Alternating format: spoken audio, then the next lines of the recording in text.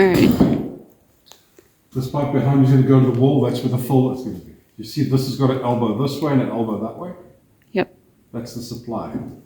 Comes from the street and disperses because they're angled. 2 to the white tanks and 2 to the black tanks, right? It's going to go like that.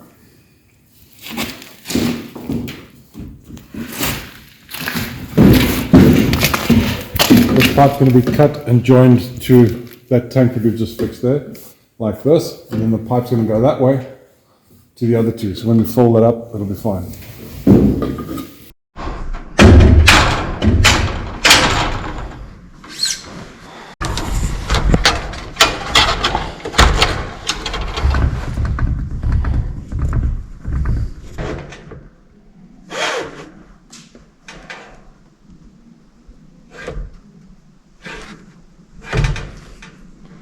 But I can pull it up on that side.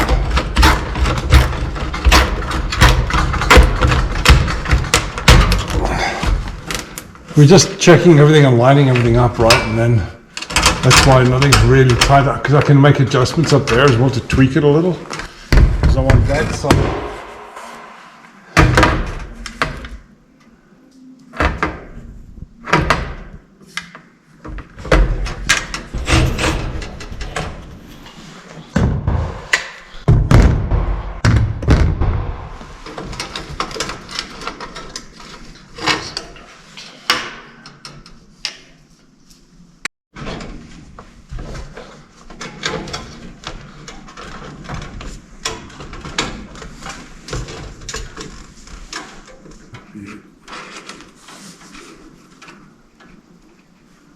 Then we're going to adjust that one higher.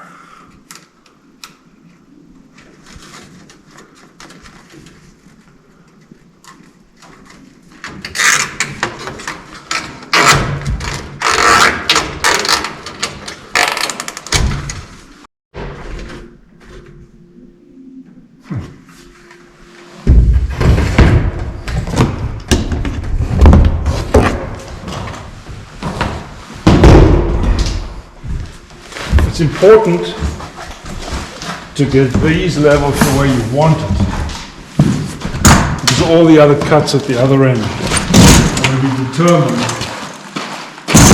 by this.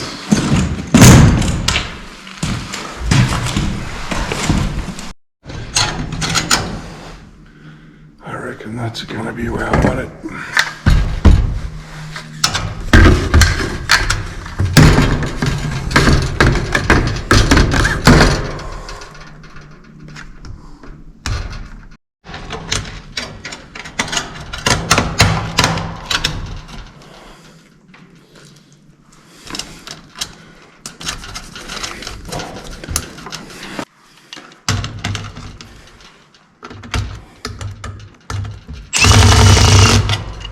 Perfect.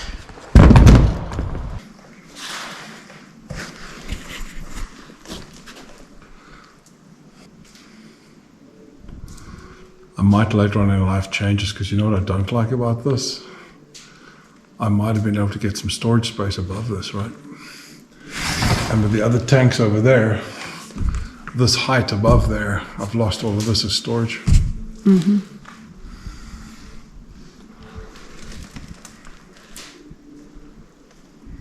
I don't understand why there's the elbow. I think it's there. I think maybe he had it against the wall, which doesn't make sense. I mean, you could just Because go he straight. had this over here. Just I can't remember. You see, I couldn't really see how he plumbed it.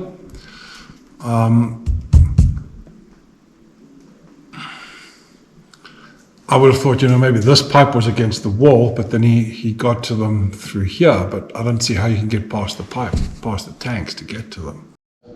This pipe going that way. Mm-hmm. And then it goes down and into that. So to do that,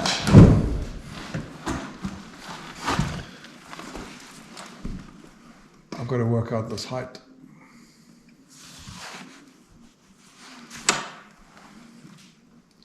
I'm going to do the same over there. So we have to get this plank the height of that pipe.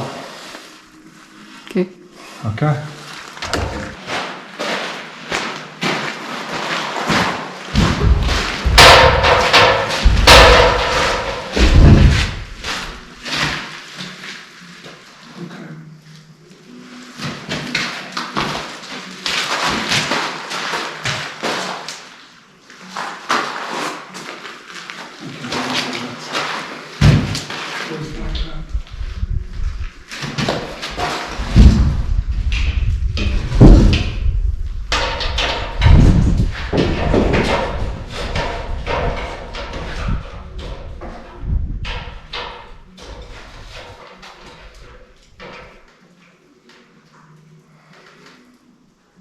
That's the plan.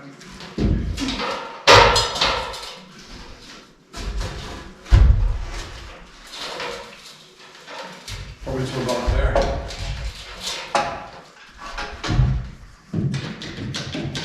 Up. Up your side. Climb up on the ladder. I don't always leaning. You're very strong in that position.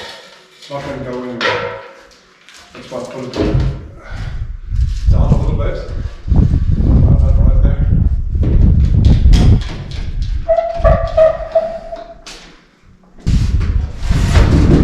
Okay, let's move this pipe out of the way.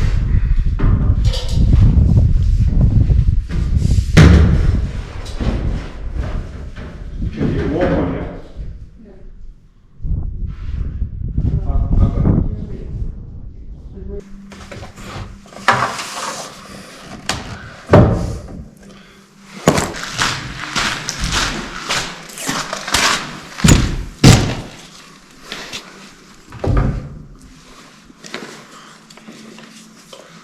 Is this kind of in line? I don't feel like getting up and going there, but I better do that. What do you need? Well, there's an end cap and I wanted to cut about that much. Put the end cap on it and put that pipe into here. Do you know what the end cap looks like? It just looks like a cap. If you go and cut me a piece like that with the end cap, just about that much. Put the end cap on it. Like a foot? Huh? Like 12 inches? Yeah, 12 inches, just about so much. Doesn't have to be exact. It's just a joint. Okay.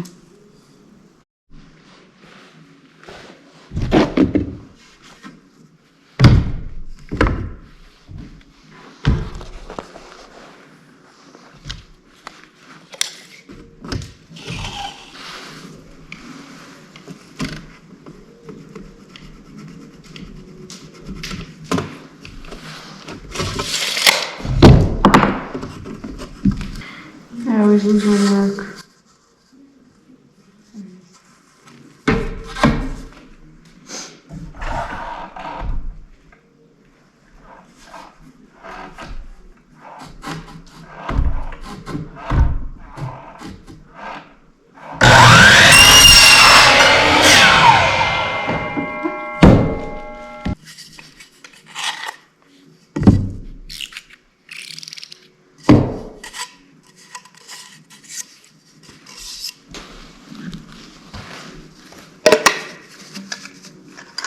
There we go. Milwaukee.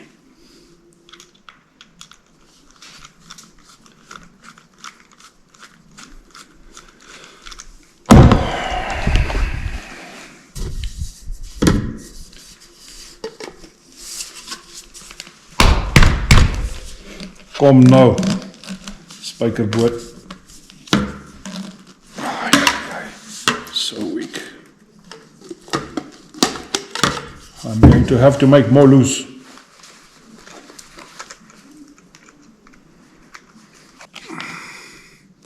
Righty tighty, Milwaukee. So Jericho, this goes to the white pipe tanks. This is go to the black tanks, which are not there yet. Down there, you can see there's just mud. That goes in like that. So it's capped off, and we can then put a connector piece on and then run that plumbing. Mm-hmm. So we can now put the glue. Oh, Jericho. Everything hurts. Want me to hold the glue? I got it.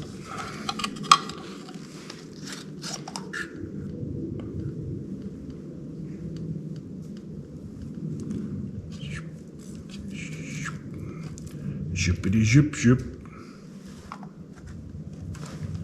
Hold it. It's open. Mm-hmm.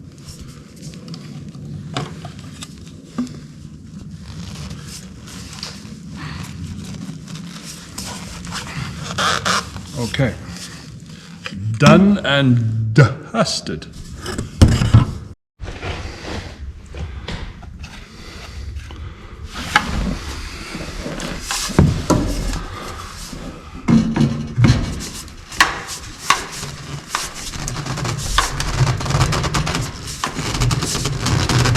There we go. And then this piece, just keep holding it for me.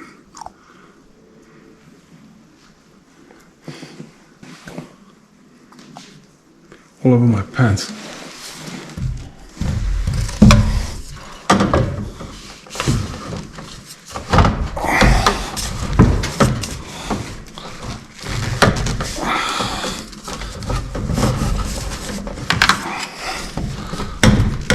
There we go.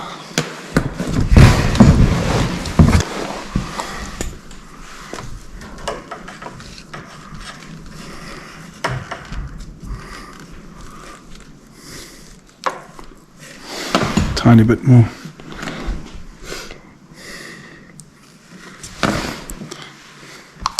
I got it.